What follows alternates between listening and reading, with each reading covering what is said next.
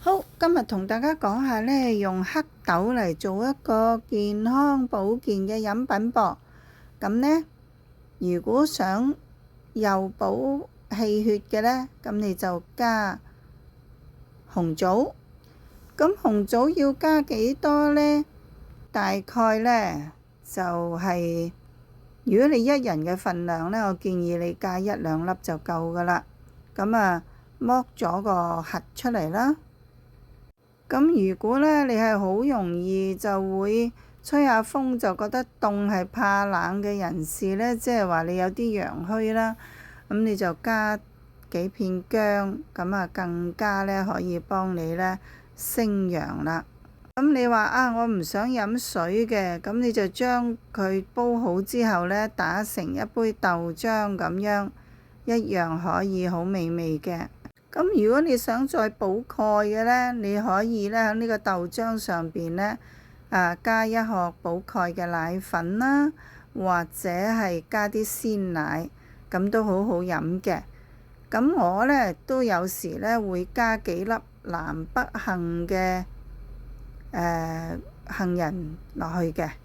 咁啊，你可以煲嘅時候加埋落去，就一齊打碎就得㗎啦。咁呢啲呢，就係你可以自由再配搭一啲你嘅需要嘅。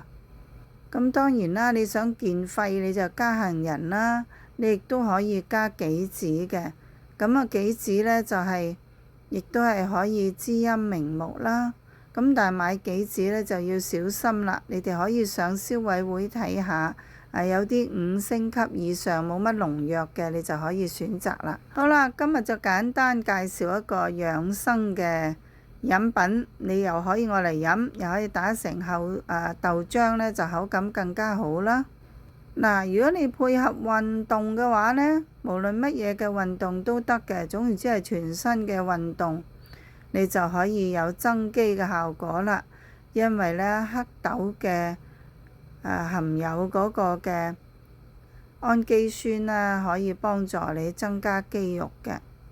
而且呢，黑豆呢個營養好豐富嘅，有花青素啦，同埋黑呢係入腎經嘅，佢係可以幫助你呢補腎啊，因為腎氣充足，你嘅運動先至可以達到呢增肌嘅效果嘅。咁所以自然嘅飲食方法呢，係真係要生活嘅配合。有啲人呢，譬如佢想增肌，但係佢又唔做運動，咁就好難達到目的啦。呢個呢，就不寒不燥嘅。如果你唔需要落薑嘅，你咪唔落薑咯。